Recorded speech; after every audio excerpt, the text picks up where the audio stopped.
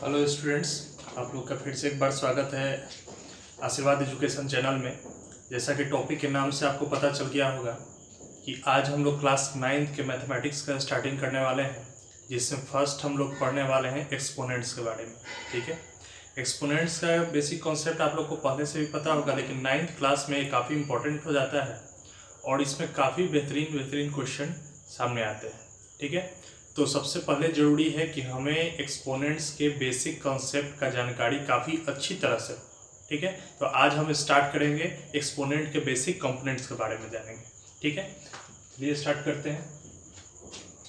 देखिए, सबसे पहले बेसिक चीज़ के बारे में बात करें तो आपके पास अगर एक नंबर दिया है 2 के पावर 3, इसका मतलब क्या है कि आप लिख सकते हैं 2 इंटू 2 इंटू 2 कितने बार तक? 3 बार तक। ठीक है, अगर एक संख्या दिया हुआ है आपके पास 2 का पावर 4, तो इसका मतलब क्या है?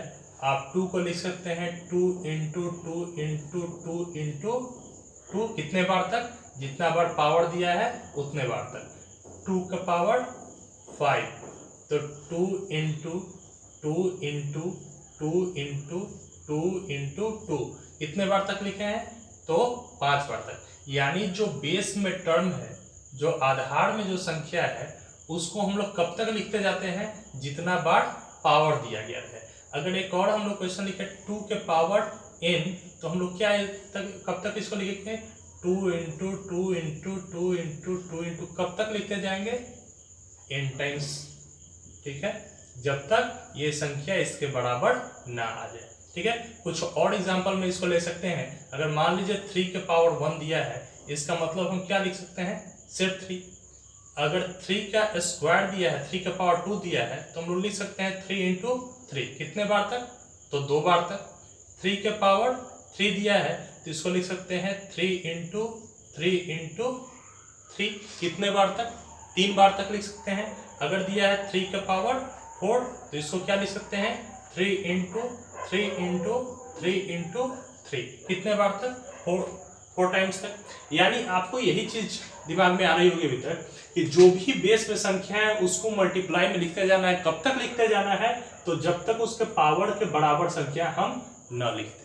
ठीक है, अगर इस तरह से भी क्वेश्चन को दिया जाता है आपको कि 2 इंटू 2 इंटू 2, इसको कैसे लिख सकते हैं आप? तो आप लिख सकते हैं कि 2 तो बेस में रिपीट कर रहा है, और कितना बार रिपीट किया है?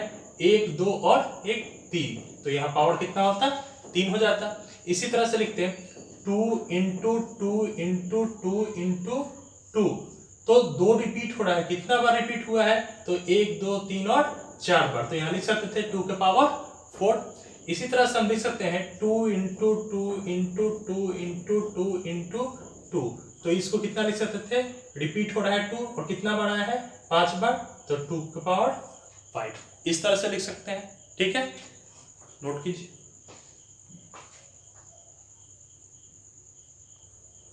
देखिए स्टूडेंट्स, अब बढ़ते हैं आगे।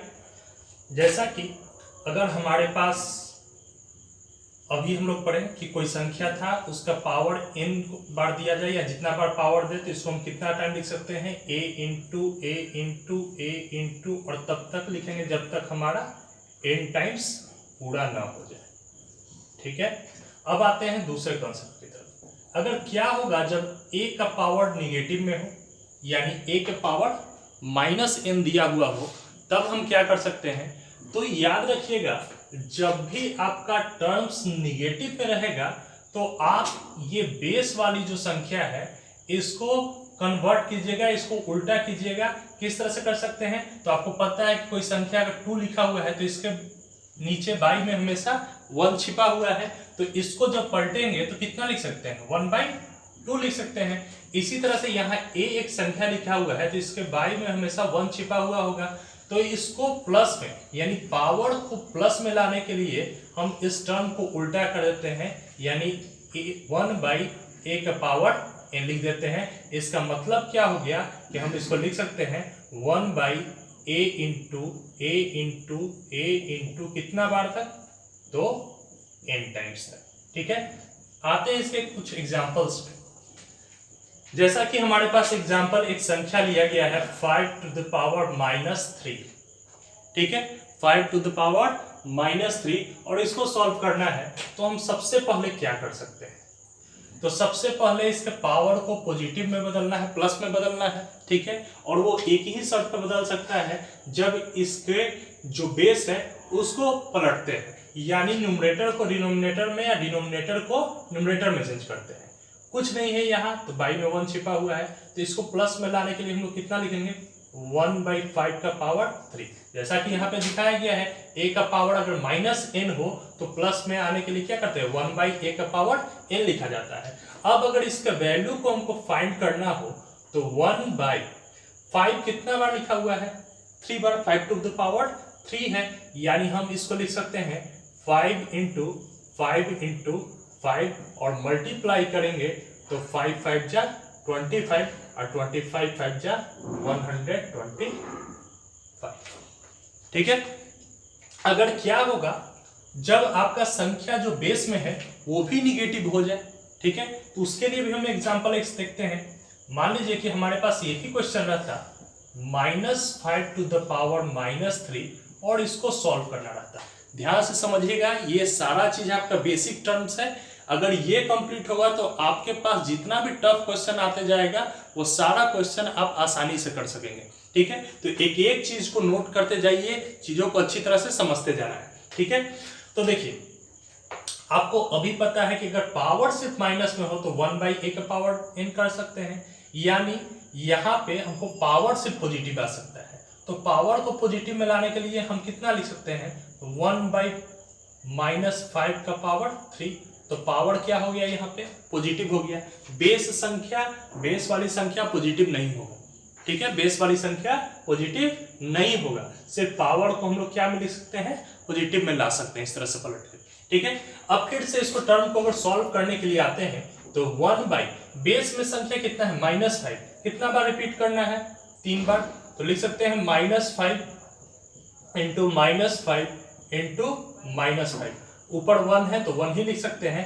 अब आपको कॉन्सेप्ट पता होगा कुछ, ठीक है, जो पहले से आप लोग पढ़े हुए होंगे, यानी जब हम प्लस में मल्टीप्लाई करते हैं प्लस से तो वैल्यू हमेशा क्या आता है, पॉजिटिव आता है।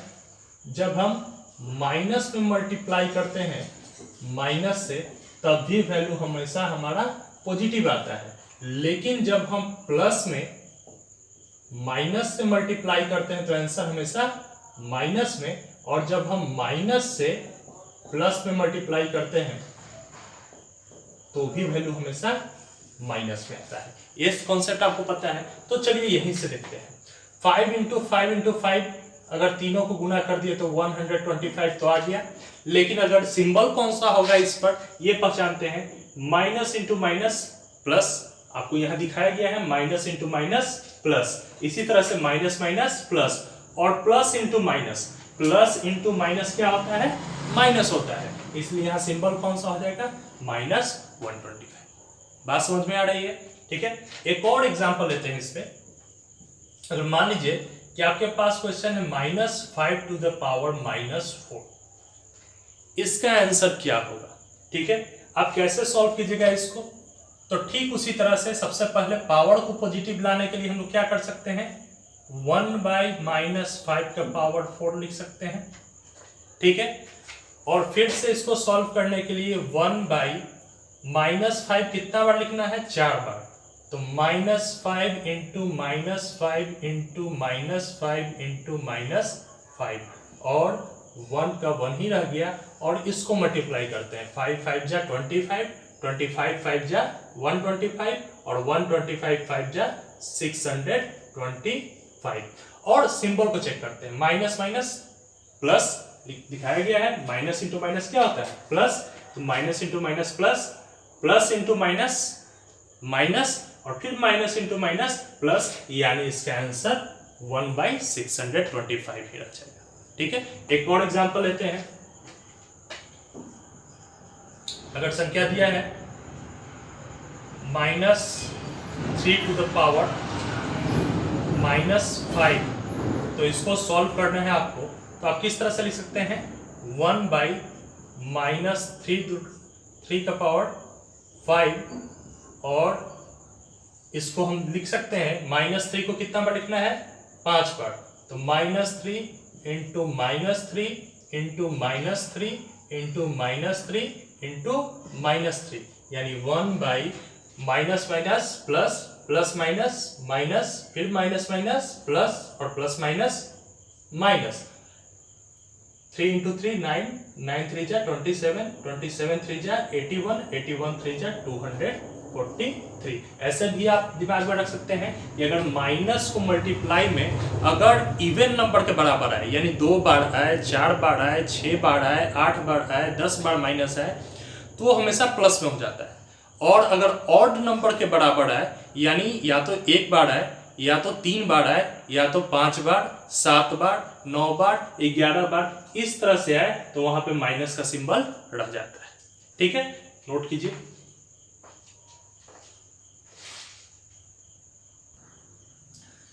देखिए स्टूडेंट्स, बढ़ते हैं आगे।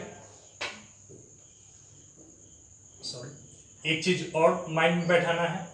अगर कोई नंबर रियल नंबर दिया हुआ है और उसका पावर अगर 0 दिया गया है तो इसका वैल्यू हमेशा 1 के बराबर होता है। ठीक है, कुछ एग्जांपल इस पे लेके देखते हैं। ठीक है, मान लीजिए कि आपको एक नंबर दिया हुआ है 2 और 2 द पावर 0 यानी इसका वैल्यू कितना हो जाएगा 1, क्योंकि कोई भी संख्या का पावर अगर 0 दिया जाए तो उसका मान कितना लेना है 1 लेना है। अगर हम संख्या लेते हैं -3, इसका पावर 0 होगा तो इसका वैल्यू भी कितना होगा 1।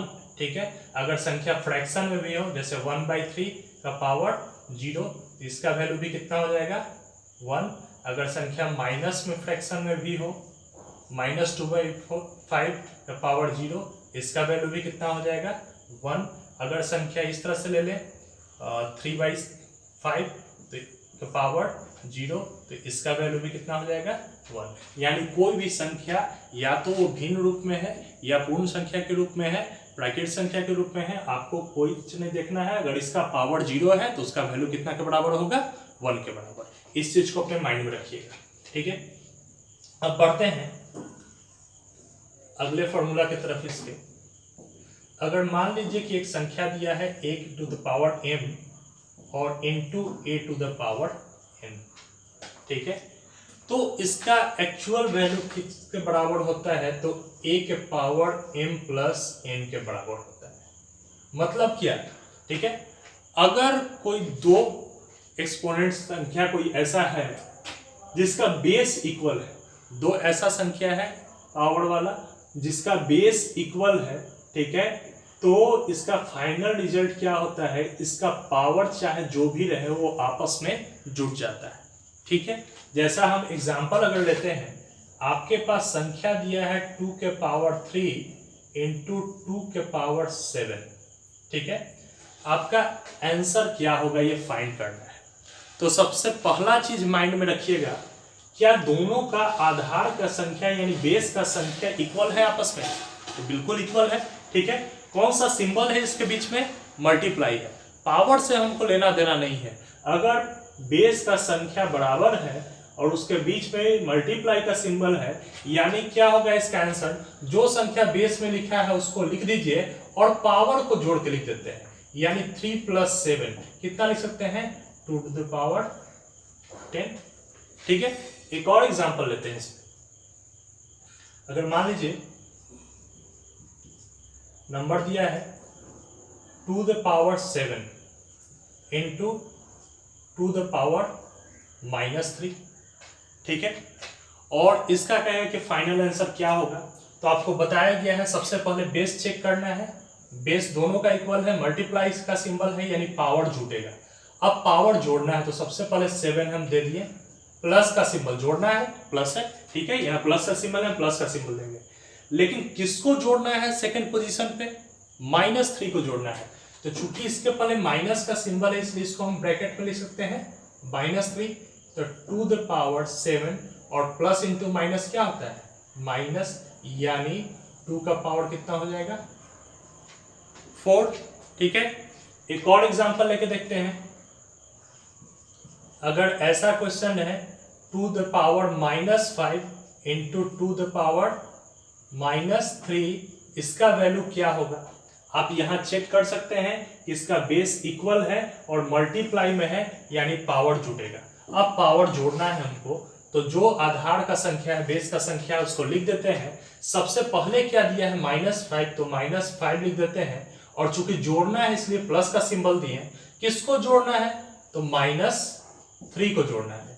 अब इसको हम लिख सकते हैं टू द पावर -5 और प्लस -3, और दोनों माइनस में हो तो माइनस में ही जुड़ता है। 2 का पावर कितना हो जाएगा? -8। बात समझ में आ रही होगी? ठीक है, नोट कीजिए इसको।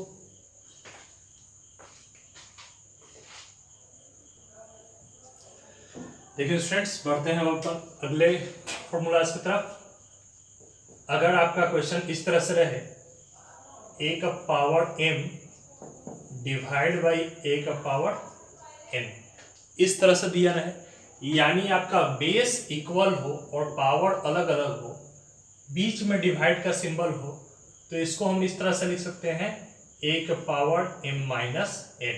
यानी अगर डिवाइड में हो और बेस इक्वल हो तो पावर आपस में घटता है। या तो इसको इस तरह से भी दर्शाया जा सकता है a का पावर n बाई a का पावर n, तो हम इसको लिख सकते हैं a to the power m minus. ठीक है, इस तरह से भी हम इसको लिख सकते हैं। तो आप ध्यान रखिएगा कि जब भी डिवाइड का केस आता है और बेस इक्वल होता है तो पावर को घटाया जाता है। ठीक, इस पे एग्जांपल लेके चलते हैं कुछ। जैसा कि पहला एग्जांपल था, हम लोग 2 पावर 7 डिवाइड बाई 2 का पावर 4, क्या होगा इसका आंसर? तो आपको पता है कि बेस इक्वल है और डिवाइड में है, यानी पावर घटेगा। तो 2 जो बेस में है उसको लिख देते हैं, और पावर घटेगा तो 7 माइनस 4, यानी हम कितना लिख सकते हैं? 2 के पावर 7 में से 4 गया 3। ठीक है, एक और एग्जांपल लेते हैं। अगर हमारे पास क्वेश्चन इस तरह से है 2 टू द पावर 7 और divide by 2 to the power -4, हम किस तरह से इसको लिख सकते हैं? तो डिवाइड में है और बेस इक्वल है, तो जो बेस है उसको उतार दिए और पावर घटता है, तो 7 पहले था 7 लिख दिए। घटाना है पावर को, ठीक है, तो माइनस सिंबल दे दिए। किसको घटाना है? -4 को, तो यहाँ ब्रैकेट में -4 लिख देते हैं। टू द पावर 7 और माइनस इंटू माइनस लिखा हुआ है, क्या होता है? प्लस हो जाता है, यानी +4। तो फाइनल आंसर कितना आएगा? Two the power 11। एक और एग्जांपल लेते हैं,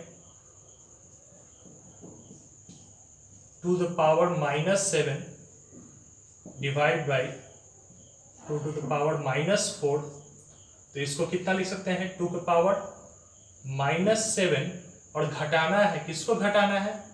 -4। ठीक है, तो 2 का पावर -7 माइनस माइनस +4, तो माइनस वाला संख्या बड़ा है इसलिए आंसर माइनस में आएगा, और 7 में से 4 घटेगा तो वैल्यू कितना हो जाएगा? 3, यानी आंसर कितना आएगा? 2 द पावर -3। ठीक है, एक और एग्जांपल हम ले सकते हैं। अगर वैल्यू फ्रैक्शन में हो तब हम क्या कर सकते हैं? ठीक है, जैसा दिया 2 द पावर 5 7 और डिवाइड बाई 2/5 पावर 3। ठीक है, इसका आंसर क्या होगा? तो ठीक देखते हैं, बेस इक्वल है, डिवाइड का सिंबल है, तो पावर घटेगा, यानी बेस वाला संख्या को उतार लेते हैं और पावर को घटा के लिख देते हैं। 7 माइनस 3 इज इक्वल टू 2/5 का पावर 4। ठीक है, नोट कीजिए।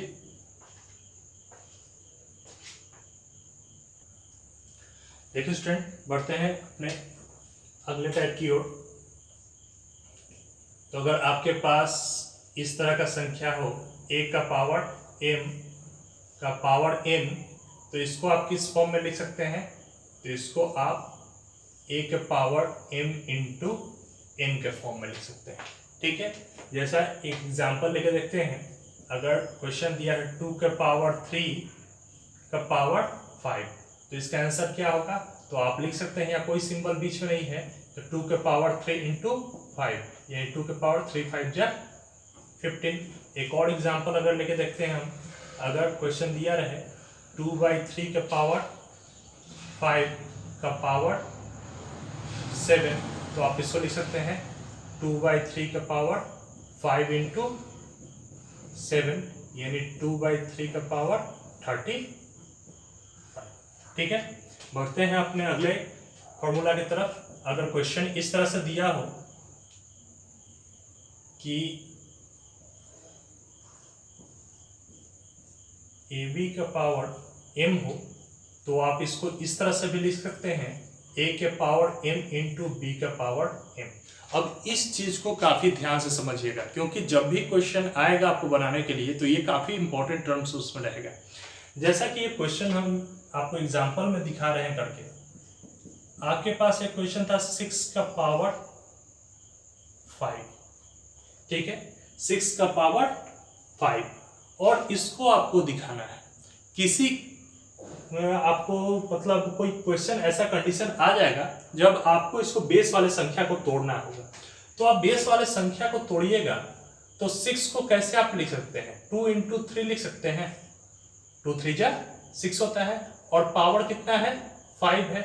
यानी अब जब ऐसे तोड़ दिए तो आप इसको अलग अलग भी लिख सकते हैं। यानी अगर a इंटू बी के पावर m के फॉर्म में है तो a के पावर m अलग और b के पावर m अलग, यानी 2 का पावर 5 अलग और 3 का पावर 5 अलग लिख सकते हैं। एक और क्वेश्चन इस पर कर लेते हैं। अगर हमारे पास है 15 का पावर 7, ठीक है, तो आप 15 को कैसे तोड़ सकते हैं अगर कोई ऐसा कंडीशन आता है तब, तो 3 इंटू 5 15, और इसका पावर कितना हो जाएगा 7, तो आप इसको फर्दर लिख सकते हैं 3 के power 7 into 5 to the power 7।